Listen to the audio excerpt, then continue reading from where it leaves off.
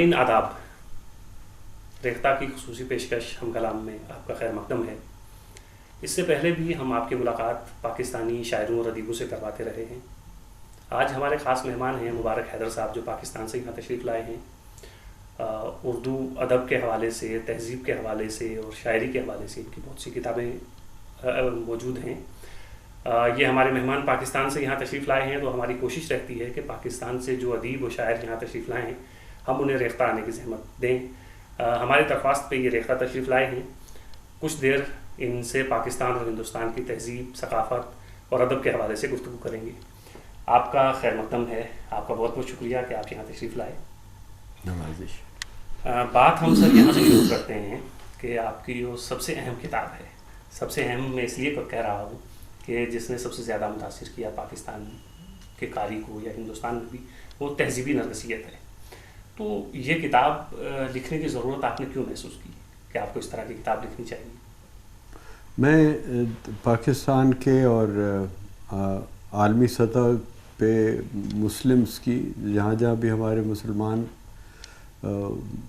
موجود ہیں ان سے میرے رابطے ہیں، بڑی مدت سے ہیں، اور میں آپ شاید اس سے واقف نہ ہوں، میں پولیٹیکل ایکٹیوسٹ رہا ہوں اپنے کالج کے دنوں سے، جی، جو کہ بہت پرانی بات ہے، یعنی 61 سے میں پولیٹیکل اور اسٹوڈنٹ ایکٹیوسٹ تھا۔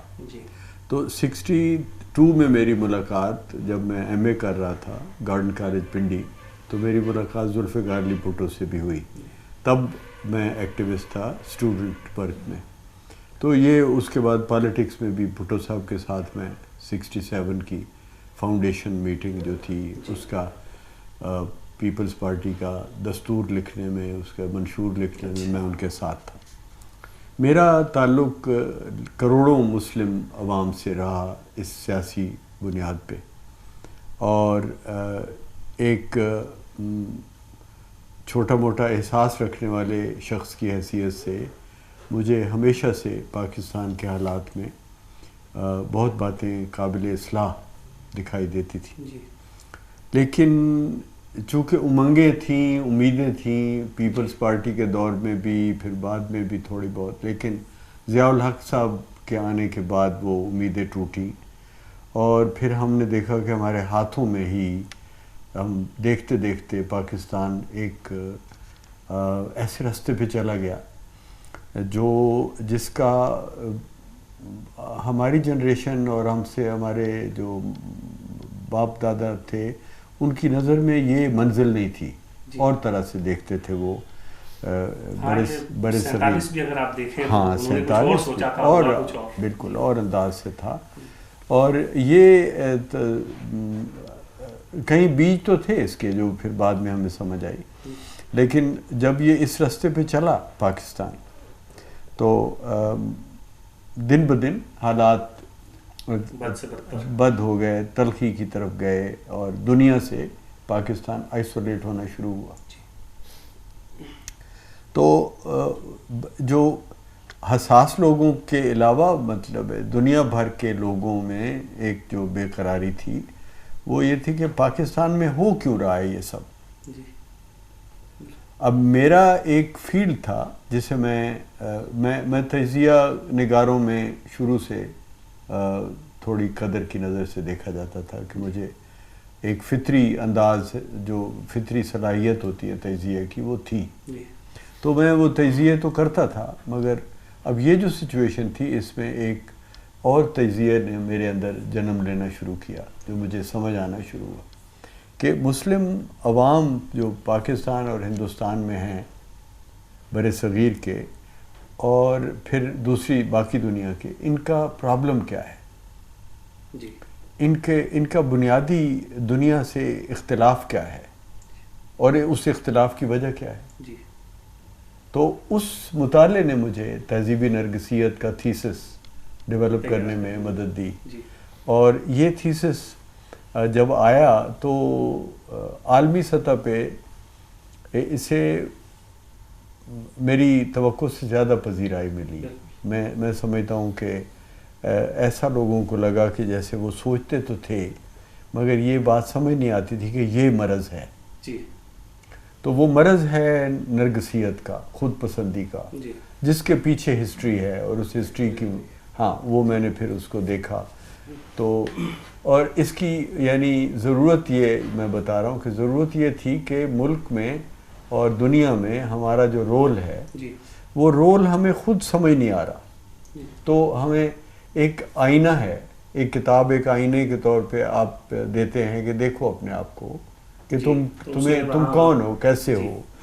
تو وہ آئینے کے طور پہ ایک اس کی حیثیت ہے کہ جسے پڑھ کے پھر جو مجھے فیڈ بیک ملی اب تک لگ بھگ 1 لاکھ کتاب یہ بک گئی ہے. جو کہ اردو ادب کی تاریخ میں 3-4 سال میں ایک کتاب کا لاکھوں میں بکنا، اور 10 لاکھ لوگوں نے پڑھی ہے. یہ بات میرے لیے ایک بڑا ریوارڈ ہے، اور ریوارڈ کی وجہ یہ ہے کہ مجھے اس کا یعنی وہ جو ذاتی انا کی تسکین وہ میں نہیں کہہ رہا. ریوارڈ یہ کہ جس درد کو میں نے محسوس کیا تھا اس کو پذیرائی ملی، اور لوگوں نے اس میں میرے ساتھ ہمدردی کی کہ انہوں نے فیل کیا کہ صحیح کہتا ہے. جی جی جی بالکل. لیکن سر ایک بس اسی سے ملتا جلتا ایک سوال یہ کرنا چاہوں گا آپ سے کہ تہذیبی نرگسیت میں آپ نے مرض بتا دیا کہ یہ مرض ہے جی، لیکن لوگوں کو ظاہر ہے مرض کے بارے میں بھی آگاہ پہلے ہونا چاہیے، پھر علاج ہے اس کا. لیکن آپ کی کتاب میں مرض تو ہے، لیکن مجھے لگتا ہے کہ قاری اس کے ساتھ ساتھ اس کا علاج بھی ڈھونڈنا چاہے گا. تو آپ نے کوئی اس کا علاج نہیں بتایا، اس کا حل کیا ہے؟ یہ سب جو سب کچھ ہو رہا ہے اس کا حل کی طرف بھی آپ کو اشارہ کرنا چاہیے تھا. ہاں نہیں، آپ اس کو تھوڑا اس اینگل سے دیکھیں. بعض اوقات انکسار کا اور اچھے آداب کا تقاضا ہوتا ہے کہ آپ استاد نہ بنیں. جی. آپ تجزیہ کر دیں، آپ تکلیف کی طرف اشارہ کر دیں، اور اس میں اشارتاً یہ بھی کہہ دیں کہ اس تکلیف کو دور کیا جائے. اور وہ کیا جائے کا آپ نسخہ نہ بتائیں، مگر سوالوں میں کہہ دیں.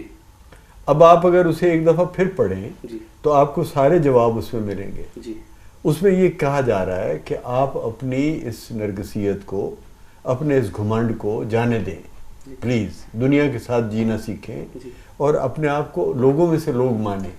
مسلمز کو ہم یہ کہہ رہے ہیں. لیکن سر ایک چیز اس کتاب کو پڑھنے کے بعد یہ محسوس ہوتا ہے کہ یہ سر آپ کو ایسا لگتا نہیں ہے کہ یہ آدھا سچ ہے جو آپ نے اس میں بیان کیا ہے، یا اس تصویر کا دوسرا رخ کچھ اور بھی ہے؟ اور رخ میں لوگوں سے پوچھ رہا ہوں. میں پچھلے 4 برس سے 2008 کے اینڈ میں آئی تھی، 5 برس ہو گئے، تو 5 برس میں نے کوئی جواب نہیں پڑھا.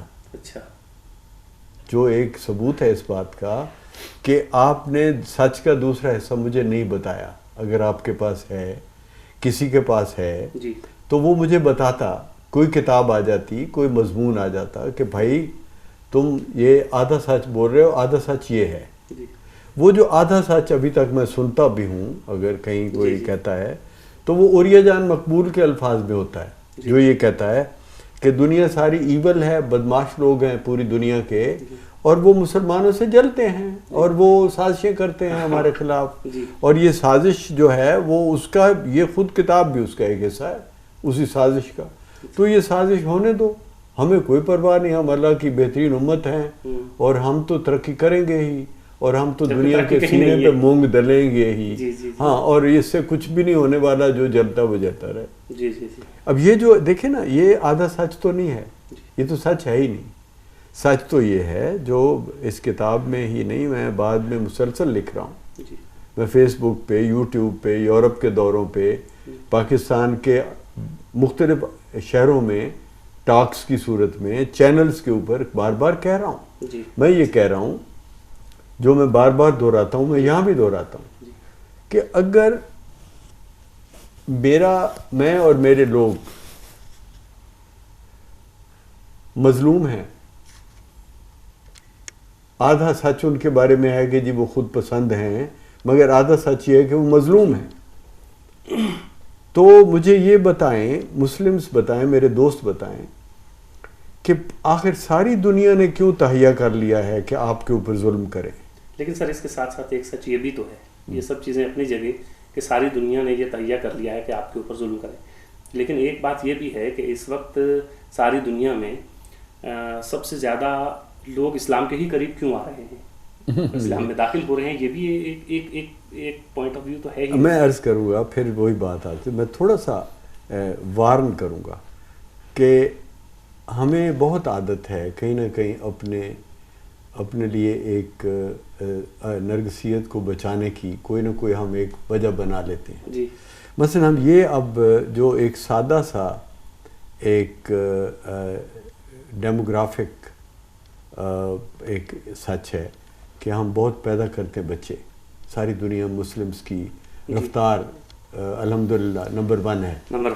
اچھا، اس نمبر 1 رفتار کی وجہ سے ہم اگر بڑھتے ہیں تو ہم یہ کہتے ہیں کہ دنیا اسلام کی طرف آ رہی ہے. نہیں، وہ بڑا ادب کی طرف آتے ہیں. جی، یہ تہذیبی نرگسیت پہ جو بات ہوئی، تو پاکستان اور ہندوستان میں اس وقت جو ادب کی موجودہ صورتحال ہے، خاص طور سے پاکستان کے حوالے سے، وہ آپ کس نظر سے دیکھتے ہیں کہ کیا پاکستان میں اچھا ادب اس وقت تحریر ہو رہا ہے، کہ اچھا ادب لکھا جا رہا ہے، اور خاص طور سے ادیب معاشرے پہ کچھ اثر انداز ہو رہے ہیں یا نہیں ہو رہے ہیں؟ بڑی تلخ سچائیاں ہیں جو کہتے ہوئے پھر وہ میں ان پاپولر ہونے کی ساری بات ہے. میں تو ان پاپولر ہونے سے ڈرتا تو نہیں، لیکن افسوس کرتا ہوں کہ ان پاپولر بات کہنی پڑتی ہے. دیکھیے، پاکستان میں لٹریچر نہ کوئی رول پلے کر رہا ہے. جو روشن خیال یا تہذیب پاکستان اور دنیا کی تہذیب میں جو لٹریچر بنتا ہے، جس کا تذکرہ ہم غالب کے نام سے کرتے ہیں، پھر فیض کے نام سے کرتے ہیں، پھر آج کے بھی شاعر ہیں جو اس عالمی دنیا میں اپنا ایک اپنی حیثیت بنانا چاہتے ہیں، دنیا کے ساتھ رہنا چاہتے ہیں، اور دنیا کی قوموں کی طرح اپنی قوموں کو باعزت اور خوبصورت دیکھنا چاہتے ہیں. تہذیب تو یہی ہے نا. تہذیب تو ہے انسانوں کے لیے دنیا کو بہتر بنانا، یہی تہذیب ہے نا. تو اس کے لیے جو لوگ لکھتے ہیں وہ مؤثر تب ہوتے ہیں جب ان کے ارد گرد ان کے خیالات پھیلیں، ان کا نقطہ نظر یا ان کی سوچ یا ان کے جو جذبات ہیں وہ پھیلیں لوگوں میں. تو وہ جب نہیں پھیلتے تو ہم کہتے ہیں کہ ان کا رول نہیں بن رہا. وہ ایک دوسرے کو اپنی نظمیں سنا لیں، میں آپ کو سنا دوں، آپ مجھے سنا دیں، اور ہم بہت خوش ہو جائیں اور تعریف کر دیں، تو یہ رول نہیں بنے گا. تہذیبی رول بنے گا جب لوگوں میں جائے گی بات، جب ان کی وجہ سے تہذیب نفس ہوگی لوگوں کی. شاعری اور ادب کا کام ہے تہذیب نفس کرنا، لوگوں کو ایک خاص انداز سے تربیت دینا، ان کے جذبات کے دھارے بنانا کہ وہ کن چیزوں سے پیار کریں، وہ محبت کو قابل احترام سمجھیں یا وہ قتل و غارت کو قابل احترام سمجھیں، وہ تشدد کو عظمت سمجھیں یا وہ قربانی کو، خدمت کو عظمت سمجھیں. تو یہ جو دھارے ہوتے ہیں جذبات کے، یہ بناتا ہے ادب. ادب پاکستان میں یہ دھارے نہیں بنا پا رہا. اس وقت پاکستان میں جو قابل فخر بات ہے وہ ہے دنیا سے ٹکرا جانا، جہاد اور شیطانی علوم سے نفرت اور شیطانی تہذیبوں سے نفرت. یہ جذبات ہیں، اور ان جذبات کو ہمارا شاعر ختم نہیں کر پا رہا. ختم کیا، ان جذبات کے خلاف اس کو کوئی پڑھ نہیں رہا. اور شاعری اور ادب ہمارا محدود لوگوں میں ہے، 1000-2000 لوگوں میں رہتا ہے. یعنی کتاب اگر بکتی ہے، پڑھی جاتی ہے، تو وہ 1000-2000 لوگوں میں 2-4-5 سال میں ایک کتاب 10,000 نہیں بکتی. اور مشاعرے نہیں ہوتے. ایک زمانہ تھا لوگ ریگولرلی حلقہ ارباب ذوق میں بڑی تعداد میں لوگ آتے تھے، اب نہیں آتے. اب یا تو ہے کوئی ترقی پسند تحریک کے طور پہ کسی نے کوئی جو لیفٹ کے لوگ ہیں وہ شاعری ادیب وہ مطلب ایک ادب کے طور پہ جمع ہو جاتے، اور یا مذہبی نعت کا ماحول ہے پاکستان میں، نعت خوانی کا اور شبینہ کا. تو جو ادب کا رول ہے وہ بہت محدود ہو گیا ہے، اور اس میں شاعروں کی غلطی نہیں ہے. یہ اس میں شاعر اور ادیب جو پاکستان کا ہے وہ اب بھی روشن خیال ہے، بہت اچھی نظمیں اور اچھی چیزیں لکھی جا رہی ہیں، مگر اس میں اس کی جیسے ہم کہتے ہیں پذیرائی، مطلب ہمارا معاشرہ جو ہے، ہماری سوسائٹی جو ہے وہ ادب سے کٹی ہوئی پاکستان کی وہ کٹی ہوئی. اور آپ بھارت کے بارے میں، انڈیا کے بارے میں تو آپ بہتر جانتے، میں اس لیے کہ میرے بارڈر کراس کر کے میرے پاس آپ کی کوئی بات آتی نہیں. اور کیا ہے کہ جب میرے اپنے ہی لوگوں کی بات مانی بارڈر کراس کرتی، ایک محفل سے دوسری محفل میں نہیں جاتی، تو ایک ملک سے دوسرے ملک میں آپ کے ادب کا آنا ہمارے ہاں، اور آپ یہ بتا رہے تھے کہ آپ کی طرف وہاں سے نہیں آتا. تو یہ بیریئرز ہیں، یہ بیریئر صرف سرحدوں کے نہیں ہیں، یہ بیریئر ذہنوں کے ہیں، ذہنیتوں کے بیریئر ہیں کہ جو شخص، کوئی بھی شخص، ایک کہا جاتا ہے، عام طور پہ کہا جاتا ہے کہ جی ہماری دنیا ایسی بدل گئی ہے، میٹیریلسٹ ہو گئی ہے دنیا، تو ادب اور ان معاملات میں لوگوں کا دلچسپی لوگوں کی ختم ہو گئی ہے. یہ جھوٹ ہے، یہ بالکل جھوٹ ہے.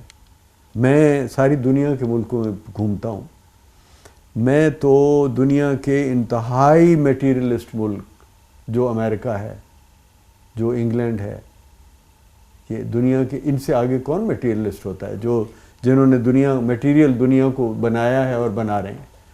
وہاں پہ کوئی آدمی کہیں بس میں بیٹھا ہے، کہیں میٹرو میں جا رہا ہے، کہیں ہوائی جہاز میں جا رہا ہے، لوگوں کے ہاتھوں میں کتاب ہوتی ہے، ہر وقت پڑھتے رہتے ہیں، اور ایک ایک کتاب 20-20 لاکھ کروڑ بکتی ہے.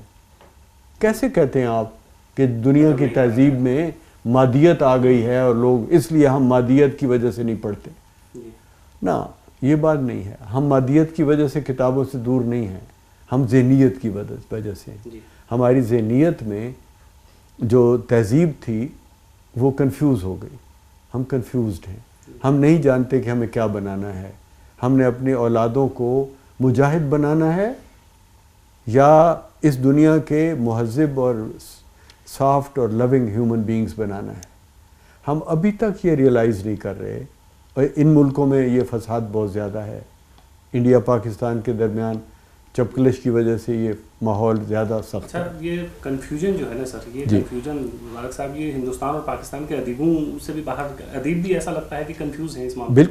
بالکل ہیں ادیب بھی، کیونکہ ادیب اس لیے کنفیوز ہو جاتا ہے کہ اگر وہ نجی سطح پہ واضح بھی ہو کہ یہ ٹھیک نہیں ہے اور فلاں بات ٹھیک ہے، تو وہ فلاں بات اگر وہ چلا نہیں پاتا لوگوں میں تو وہ کنفیوز ہو جاتا ہے کہ کیا کرے، کہ کہیں میں ہی غلط نہیں سوچ رہا، ہاں کہ میں ہی غلط ہوں، یا میں کیا کروں جب اس کا کوئی ریوارڈ بھی نہیں. کیونکہ دنیا کی تہذیبوں میں لکھنے والوں کو بڑا ریوارڈ ہے. اچھا لکھنے والا غریب آدمی نہیں ہوتا، امیر آدمی ہوتا ہے. میں ویسٹ کے انگنت بڑے رائٹرز کو جانتا ہوں جو لکھنا شروع ہوئے اور خوشحال ہو گئے، غریب تھے اور خوشحال ہو گئے. ہمارے ہاں بہترین لکھنے والے بہترین ذلت کا، بدترین ذلت کا شکار ہوتے ہیں، غربت کا، ذلت کا اور ان سے لا تعلقی. ناظرین، یہ تھے مبارک حیدر صاحب جو پاکستان سے یہاں تشریف لائے تھے. بہت سی ایسی باتیں انہوں نے انٹرویو میں کہی ہیں جن کے اوپر سوچنا چاہیے ہمیں اور جن پہ غور کرنا چاہیے. ہماری کوشش رہتی ہے کہ ہم اس طرح کے لوگوں کو آپ سے روبرو کروائیں تاکہ ایک سوچنے سمجھنے کا ایک ماحول بنے. آپ مبارک صاحب یہاں تشریف لائے، آپ کا بہت بہت شکریہ. نوازش، آپ لوگوں کی نوازش، آپ نے عزت افزائی کی.